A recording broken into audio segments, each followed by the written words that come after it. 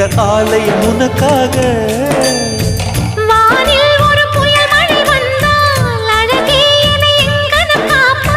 கண்ணே உன்னை என் கண்ணில் வைத்து இமைகள் எனும் கதவுகள் அடைப்பேன்.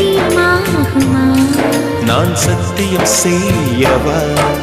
தொடு தொடவெனவே வானவில் என்னை தூரத்தில் அழைக்கின்ற நேரம்.